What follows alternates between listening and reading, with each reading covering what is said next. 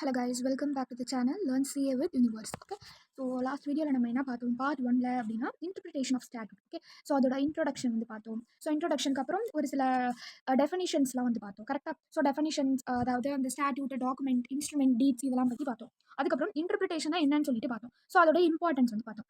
அதுக்கப்புறம் general rules for construction, அதாவது அவங்க யார், ஜோலோவிக்ஸ் ஒருத்தவங்க, ஃபிசரால்டு ஒருத்தவங்க. ஓகே, ஸோ இவங்க ரெண்டு பேரும் கிளாஸிஃபை பண்ணது இன்டர்பிரிட்டேஷனை கிளாஸிஃபை பண்ணது என்னன்னு சொல்லிட்டு பார்த்தோம். கரெக்டாக, ஸோ இதுக்கப்புறம் இன்டர்பிரிட்டேஷனுக்கும் கன்ஸ்ட்ரக்ஷனுக்குமான டிஃப்ரென்ஸ் அண்ட் தென் ஒய் அதை யூஸ் பண்ணும். ஸோ இது எல்லாமே தான் என்னென்னா பார்ட் 1 வீடியோவில் பார்த்தோம். ஸோ நீங்கள் பார்க்கலன்னா பார்ட் 1 வீடியோ பார்த்துட்டு அதுக்கப்புறம் இந்த வீடியோக்குள்ள வாங்க. Okay, rules of interpretation. இந்த ரூல்ஸ் ஆஃப் இன்டர்பிரிட்டேஷன் வந்து எப்படின்னா டூவாக கிளாஸிஃபை பண்ணலாம். ஒன்று பிரைமரி ரூல்ஸ், இன்னொன்று வந்து secondary rules. Okay, primary rules and secondary rules. So primary ரூல்ஸில் நம்மளுக்கு இந்த 7 ஒண்டர்ஸ், அதாவது 7 அதிசயம் மாதிரி இந்த 7மே அதிசயமாக தான் இருக்கும். என்னென்னா லிட்ரல், அதுக்கப்புறம் வந்து ரீசனபிள், அப்புறம் ஹார்மோனியஸ், அப்புறம் வந்து ஹைடன்ஸ் கேஸ் அப்படின்னு சொல்லிட்டு ஒன்று இருக்கும், அப்புறம் வந்து பெனிஃபிஷியல், அப்புறம் எக்ஸப்ஷனல், அப்புறம் ejusdem generis. Okay, done. So இந்த 7 ரூல்ஸும் நம்ம வந்து பார்ப்போம். இதுலனா பிரைமரியில். செகண்டரி அதிலே இருக்கா, அதனால அதில் 2 தான் இருக்குது அப்படின்னு சொல்லி ஞாபகம் வச்சுக்கோங்க. ஸோ அதில் என்ன, டாக்ட்ரின் ஆஃப் நாசிட்டிவ் ஆஃப் சக்கர்ஸ் அண்ட் தென் கண்டெம்பரரி எக்ஸ்போசிட்டோ அப்படின்னு சொல்லிட்டு 2 இருக்குது. Okay, done. ஸோ இந்த பிரைமரி ரூல்ஸில் மொத்தம் 7 இருக்குது, செகண்டரி ரூல்ஸில் 2 இருக்குது. ஓகே, ஸோ ஃபஸ்ட்டு பிரைமரி ரூல்ஸை பார்த்துட்டு அதுக்கப்புறம் செகண்டரி ரூல்ஸ் வந்து பார்க்கலாம். ஸோ ஃபஸ்ட்டு பிரைமரி ரூல்ஸில் என்ன இருக்குது, லிட்ரல்னால் என்னன்னு சொல்லிட்டு இப்போ பார்க்கலாம். லிட்ரல் கன்ஸ்ட்ரக்ஷன் அப்படின்னா என்ன மீனிங் இருக்கோ அதே நம்ம கன்ஸ்ட்ரக்ட் பண்ணுறது. ஸோ இதனால first primary rule of construction, அப்புறம் கார்டினல் ரூல் ஆஃப் கன்ஸ்ட்ரக்ஷன் இப்படின்லாம் வந்து இதில் சொல்லுவாங்க. ஓகே, ஸோ ஃபஸ்ட்டு இந்த பிரைமரி ரூல்ஸ் ஆஃப் கன்ஸ்ட்ரக்ஷன் சொல்லிட்டாங்கல்ல, எதனால அப்படின்னா அதில் என்ன மீனிங் இருக்கோ அதை நம்ம லிட்ரலாக ஆர்டினரி அதோடைய நேச்சரான மீனிங்கில் நம்ம அதை வந்து கன்ஸ்ட்ரக்ட் பண்ணுறது தான் வந்து இதில் சொல்லியிருக்காங்க லிட்ரல் கன்ஸ்ட்ரக்ஷன் அப்படின்ட்டு. ஸோ எந்த ஒரு எவிடன்ஸும் இதுக்கு தேவையில்லை, ரொம்ப வந்து ஹைப்போத்தட்டிக்கலாக நீங்கள் போகணும் அப்படின்லாம் எதுவுமே இல்லை. லீகலாக என்ன சொல்லியிருக்காங்க, அந்த இன்டென்ஷன், அவ்வளோதான், ரொம்ப சிம்பிள். ஸோ லிட்ரலாக கிராமட்டிக்கலாக இருக்கிற வேர்ட்ஸ் நம்ம ஒரு ஆர்டினரி நேச்சுரல் மீனிங்கில் நம்ம மாற்ற போகிறோம். Okay done. ஸோ நம்ம எடுக்கிற அந்த ஸ்டாட்யூட்டோடைய ஃப்ரேசாலஜி எப்படி நம்ம எப்படி வந்து கன்ஸ்ட்ரக்ட் பண்ணணும்னா கிளியராக அனாபிஎஸை ரொம்பலாம் போட்டு பிச்சுட்டு மண்டே பிச்சுட்டுலாம் இல்லாமல் ரொம்ப அப்படியே சிம்பிளாக வந்து எடுக்கிறது. அதாவது ஒரு மீனிங்னா அது எப்படி தான் அப்படிங்கிற மாதிரி பிளைனாக. ஓகே, ஸோ லிட்ரல் கன்ஸ்ட்ரக்ஷன்னா என்ன மீனிங்கோ அந்த ஆர்டினரி நேச்சர் வந்து அதில் இருக்கும். நம்ம கன்ஸ்ட்ரக்ட் பண்ணுறப்போ அந்த ஆர்டினரி நேச்சர் அதில் இருக்கும். ஓகே, ஸோ இதுக்கான லாட்டின் வேர்டு என்னென்னா அப்சல்யூட்டா சென்டென்சியா எக்ஸ்போசிட்டோர் நான் இண்டிகேட். இதுதான் வந்து என்னன்னா இதுக்கான லாட்டின் வேர்டு. இதோட மீனிங் என்னன்னா பிளைன் வேர்ட்ஸாக இருக்கிறதுக்கு எதுக்கு எக்ஸ்பிளனேஷன் அப்படிங்கிறது தான் இதோட மீனிங். அதாவது லாட்டின் வேர்டுக்கான மீனிங் பிளெயின் வேர்ட்ஸுக்கு எதுக்கு explanation. So plain words require no explanation அப்படிங்கிறதுக்கான மீனிங் தான் இது. ஸோ இதை வந்து நம்ம எப்படி ஞாபகம் வச்சுக்கலாம்னா most of the time Latin words கொஸ்டினில் கொடுத்துட்டு அதை நம்மளால எக்ஸ்பிளைன் பண்ண சொல்லுவாங்க. பட் சம்டைம்ஸ் நம்மளுக்கு கொஞ்சம் எக்ஸ்ட்ரா மார்க் வேணும் அப்படிங்கிறனால நம்ம என்ன பண்ணலாம் அப்படின்னா, ஸோ இதை வந்து ஃபன்னியாக கொஞ்சம் எக்ஸாம்பிள்ஸ் வச்சு ஞாபகம் வச்சுக்கிட்டு நம்மளுடைய லோக்கல் லாங்குவேஜில் வந்து ஞாபகம் வச்சுக்கிட்டு ஸோ அப்புறம் போய் எக்ஸாமில் போயிட்டு நம்ம அதை வந்து எழுதலாம். ஸோ நம்மளுக்கு கொஞ்சம் நம்ம மற்ற பேப்பரோட பார்க்குறப்ப யூனிக்காக தெரியும். ஸோ லாட்டின் வேர்ட்ஸும் எழுதியிருக்காங்க அப்படின்ட்டு. ஓகே, ஸோ இதுக்கு என்ன எக்ஸாம்பிளாக ஃபன்னியாக என்ன ஞாபகம் வச்சுக்கலாம் அப்படின்னா, நான் அப்சல்யூட்டாக சென்டம் எடுத்தனால என்னை டூர் அழைச்சிட்டு போனாங்க, நான் இண்டிகோ ஃப்ளைட்டில் போனேன் அப்படின்னு ஞாபகம் வச்சுக்கோங்க. அப்சல்யூட்டாக சென்டம் எடுத்தனால என்னை எக்ஸ்போஸ் டூர் அழைச்சிட்டு போகிறாங்க, நான் இண்டிகோ ஃப்ளைட்டில் போனேன். ஓகே, அப்சல்யூட்டாக சென்டென்ஷியா எக்ஸ்போசிட்டோர் நான் இண்டிகண்ட். ஓகே, கொஞ்சம் ஃபன்னியாக தான் இருக்கும், இருந்தாலும் ஞாபகம் வச்சுக்கோங்க. ஸோ லாட்டின் நம்ம எக்ஸ்ட்ரா மார்க் வாங்குறதுக்காக அவ்வளோ பெரிய தப்பு இல்லை இது.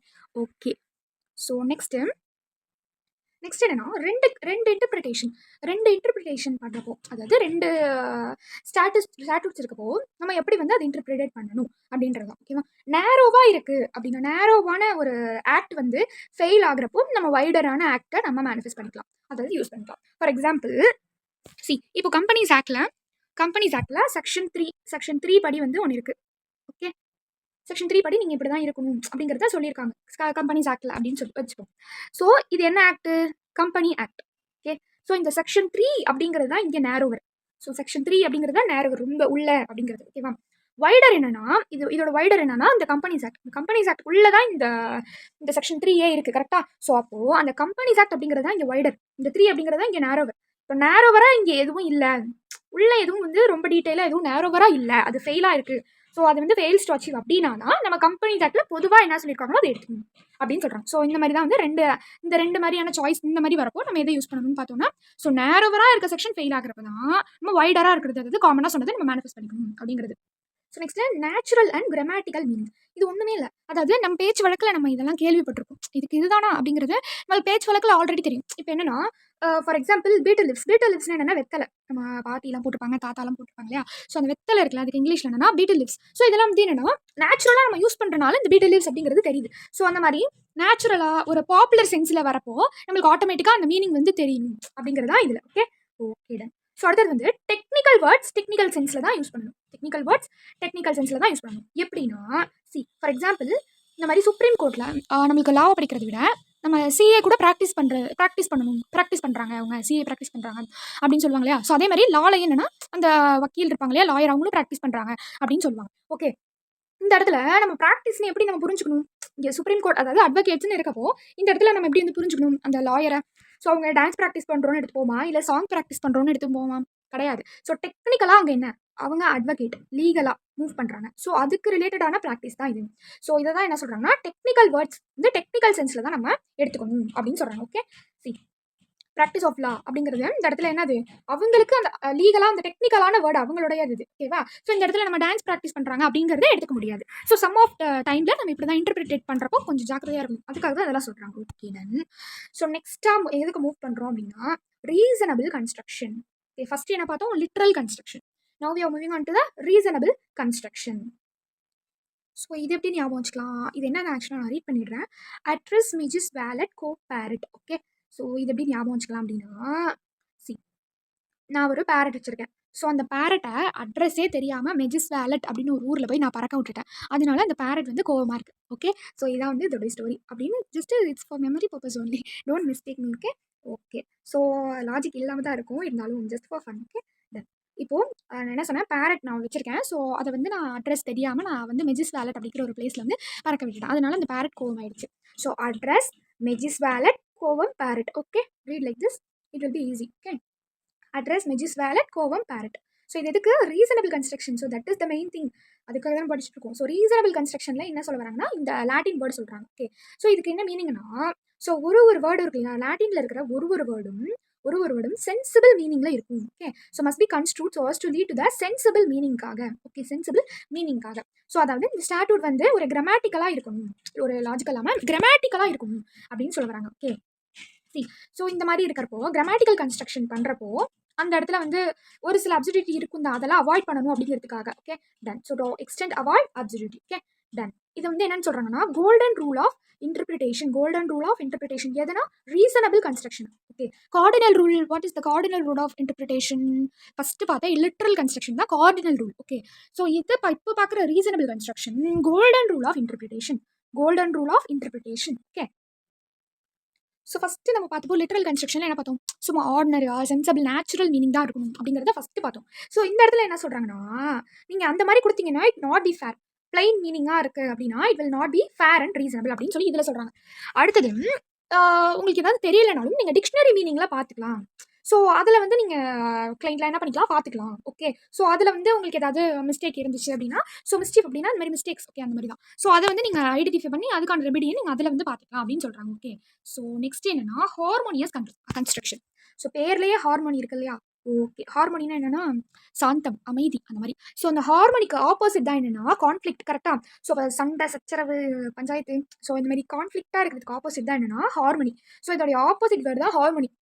ஓகே, ஸோ இந்த இடத்துல எதுக்காக நம்ம இந்த கன்ஸ்ட்ரக்ஷன் படிச்சுட்டு இருக்கோம் அப்படின்னா, 2 லாக்கு இடையில வந்து கான்ஃப்ளிக்ட் நடக்கிறப்போ நம்ம என்ன பண்ணணும் அப்படிங்கிறதா. ஓகே, 2 லாக்கு இடையில கான்ஃப்ளிக்ட் நடக்கிறப்போ என்ன பண்ணணும் அப்படின்றதா. ஸோ ஃபர்ஸ்ட் திங் சி, இதில் ஸ்பெசிஃபிக் ரூல் வந்து ஜென்ரல் ரூலை ஓவர் ரைட் பண்ணிடுது. ஓகே, அதுதான் வந்து மீனிங். நார்மலாக அந்த ஹார்மோனியஸ் கன்ஸ்ட்ரக்ஷனுக்கு மீனிங்கே இதுதான். ஸ்பெசிஃபிக் ரூலை ஜென்ரல் ரூலை ஓவர் ரைட் பண்ணிடுது. ஓகே, ஜென்ரல் ரூல்னா நான் சொன்னேன் இல்லையா கம்பெனிஸ் ஆக்ட். ஸ்பெசிஃபிக்னா அதில் ஸ்பெசிஃபிக்காக இந்த செக்ஷனில் இந்த சப்செக்ஷன் அப்படின்ட்டு போகிற வரைக்கும் அதான் வந்து ஸ்பெசிஃபிக் ரூல்.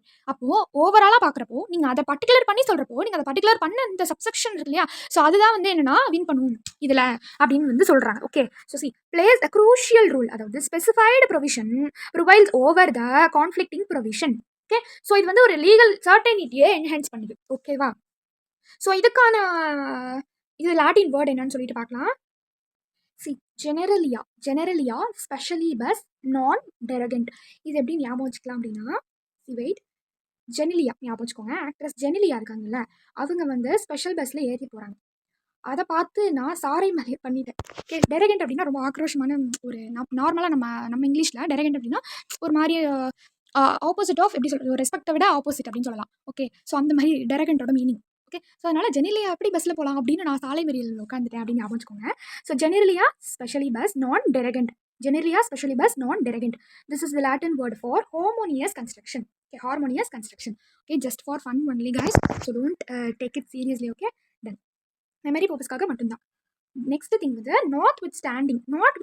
இதை பார்த்தாலே என்னதான் உங்களுக்கு தோணணும் அப்படின்னா, அந்த என்னோட நீ போட்டு நீ எந்த செக்ஷனாக இருந்தாலும் வரவே முடியாது அப்படிங்கிற மாதிரி ஒரு மைண்ட் செட். அதுதான் வந்து நாட் வித் ஸ்டாண்டிங் அப்படின்னா. ஓகே, சி நாட் அப்டென் கிளாஸ் அப்படிங்கிறது not with standing any thing content. Okay, so இந்த இடத்துல நாட் வித் ஸ்டாண்டிங் செக்ஷன் 10 அப்படின்னு சொல்லிட்டாங்கன்னா, ஸோ இதுக்கு பக்கத்தில் எந்த செக்ஷனாக இருந்தாலும் ஓகே, ஸோ அது வந்து என்ன செக்ஷனாக இருந்தாலும் அதை ஓவர் ரைட் பண்ணிடும், இன்னொரு செக்ஷன் ஓவர் ரைட் பண்ணிடும். ஓகே, ஸோ அது வந்து ஒரு ஸ்டாட்யூட்டாக இருக்குது அப்படின்னாலும் சரி, ஸோ எந்த என்டையர் எனாக்மெண்ட்டையும் ஓவர் ரைட் பண்ணிடும். ஸோ ஒரு ஸ்பெசிஃபிக் செக்ஷனாக இருந்தாலும் சரி, ஸோ எந்த ஒரு எனாக்மெண்ட்டாக இருந்தாலும், ஸோ இங்கே எக்ஸாம்பிள் பாருங்களேன், செக்ஷன் 10 செக்ஷன் 11. ஸோ இங்கே நாட் வித் ஸ்டாண்டிங் சொல்லிட்டாங்கன்னா நீலாம் கிடையாது அப்படின்னு சொல்லும். செக்ஷன் 10ஓட கம்பெனிஸ் ஆக்ட் பார்க்குறப்போ செக்ஷன் 10 தான் பேசும். அது மாதிரி not with standing section 7A அப்படின்லாம் பேசுகிறப்போ கம்பெனிஸ் ஆக்ட் வராது, இங்கே தான் வரும் நாட் வித் ஸ்டாண்டிங் அப்படின்னு சொல்கிறனால. ஓகே, ஸோ எனி திங் என்னோட நின்றுச்சு அப்படின்னா அது கிடையாது, வராது, நான் தான் இங்கே ராஜா. ஸோ அப்படின்னு சொல்கிறது நாட் வித் ஸ்டாண்டிங் யாரோட என் பக்கத்தில் நிற்க முடியாது சொல்கிறாங்களா, அந்த மாதிரி தான். ஸோ செக்ஷன் 10 பக்கத்தில் யார் நின்னாலும் அவங்களுக்கு வராது, அந்த மாதிரி. For example purpose only this is also. So not with standing பக்கத்தில் எந்த செக்ஷனோ லீகலோ என்ன வந்து மென்ஷன் பண்ணியிருந்தாலும், ஸோ அதுக்கப்புறம் அதுக்கு ரிலேட்டடாக இருக்கிற எதுவுமே வராது. ஸோ யாரோட எப்படி கம்பேர் பண்ணாலும் அந்த நாட் வித் ஸ்டாண்டிங் பக்கத்தில் இருக்கிற அந்த செக்ஷன் தான் ப்ரிவைல் ஓவர் பண்ணும். ஓகே, ஸோ அது வந்து ஒரு ஆக்டாக இருக்கலாம், ஒரு ப்ரொவிஷனாக இருக்கலாம், என்டையர் லாவாக கூட இருக்கலாம். ஓகேவா? Okay then. ஸோ இது என்னன்னா நாட் வித் ஸ்டாண்டிங் அப்படிங்கிறதுக்கு மீனிங். Next without prejudice. இது என்னன்னா ஃப்ரெண்ட்ஸ் ஆயிடுவாங்க ரெண்டு பேரும். அது போன வாட்டி இப்படி சண்டை போட்டாங்க, எப்படி இருந்தாலும் நான் தாண்டா கெத்து அப்படின்னு சொன்னாங்க இல்லையா. ஸோ இங்கே என்னன்னா நானும் ஓகே நீ ஓகே, ஸோ ரெண்டு பேரும் ஓகே கை கொடுத்துக்கலாம் அப்படிங்கிற மாதிரி. ஓகே, ஸோ இதுவும் சரி வித்தவுட் ப்ரீடிஜஸ் அப்படின்னு சொல்லிட்டாவே என்னால் எந்த ஒரு பாதிப்பும் வராது அப்படிங்கிற மாதிரி. ஓகே, போத் ரெண்டுமே ஃபாலோ பண்ணிக்கலாம் அப்படின்ற மாதிரி. Okay, so particular provision followed. Okay, general ப்ரொவிஷனும் பர்டிகுலர் ப்ரொவிஷன், அதாவது without prejudice. Okay, would not restrict, எந்த ஒரு ரெஸ்ட்ரிக்ஷன்ஸும் கிடையாது, எந்த ஒரு டெரிவேஷனும்